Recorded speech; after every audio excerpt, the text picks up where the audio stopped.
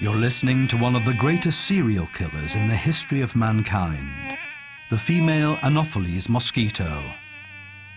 This tiny insect carries the plasmodium, the terrible parasite responsible for malaria. Malaria is a disease of fever, trembling, joint pain, vomiting, anemia, and convulsions that is a global scourge.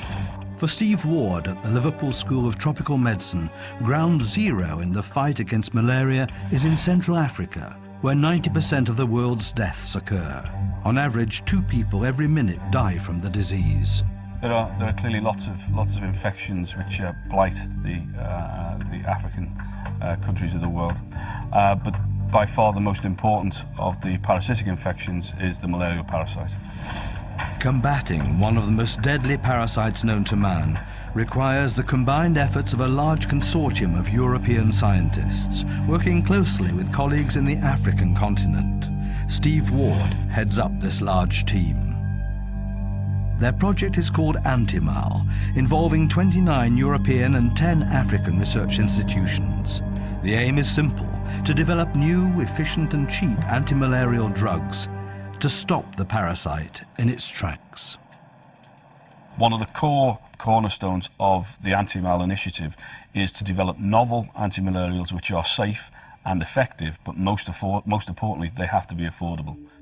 The affordability of malaria drugs is imperative for African countries because the disease typically goes hand in hand with poverty. But experience shows that producing such drugs is easier said than done. For many years, the battle was fought with the drug chloroquine, but now that drug's failing.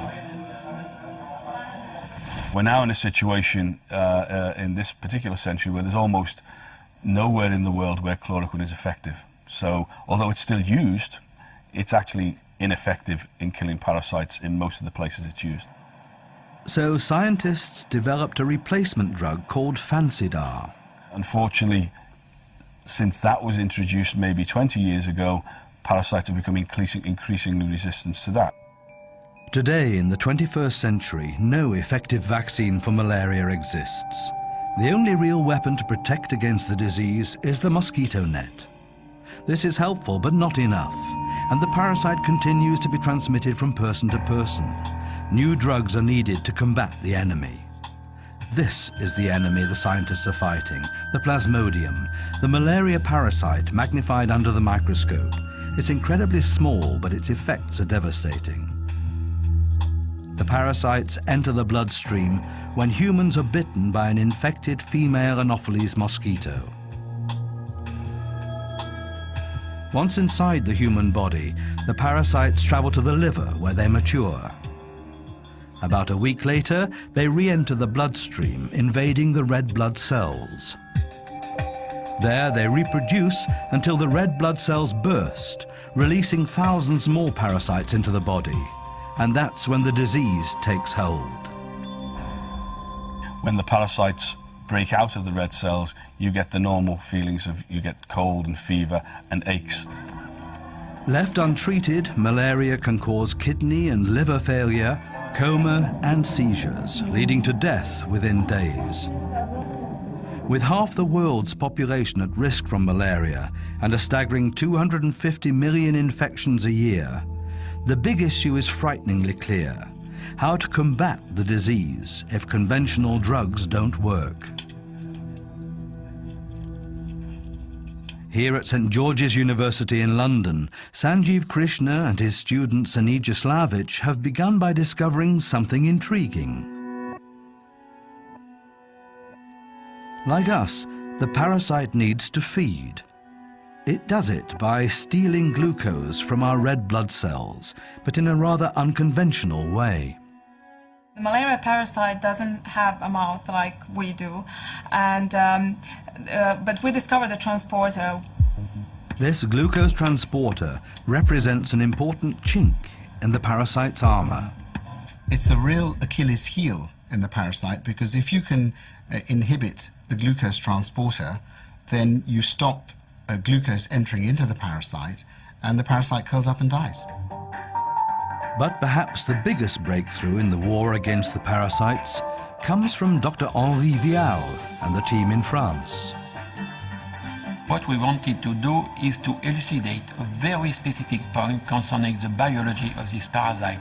I mean, how this parasite was making its membrane, which are basically the wall of its house. The group have made an important discovery, that the parasite itself has to build its membrane from fatty compounds called phospholipids. And this is where it's vulnerable.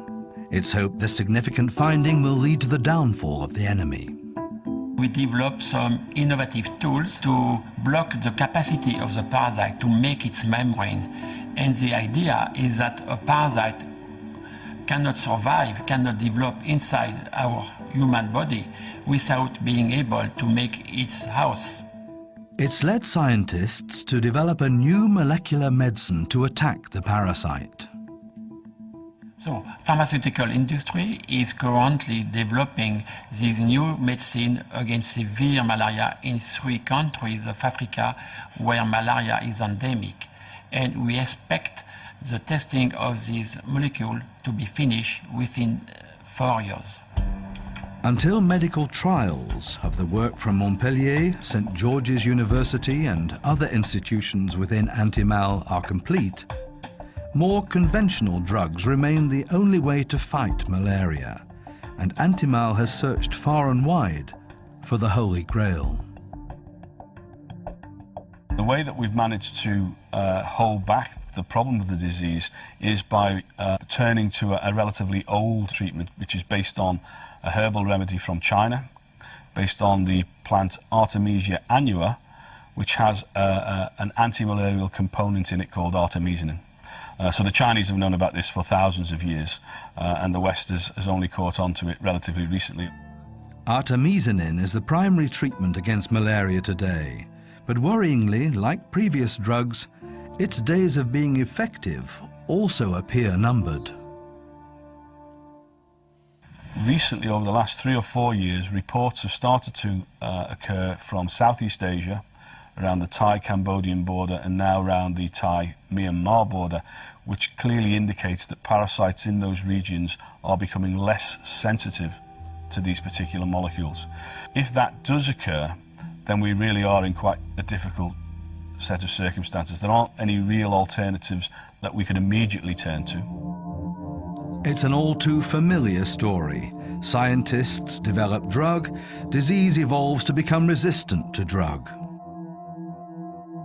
In many ways, malaria is similar to AIDS because malaria parasites mutate so quickly, and therefore we need to constantly work on developing novel drugs to fight this disease. This increases the urgency for the AntiMal scientists to step up their efforts in the battle for a cure.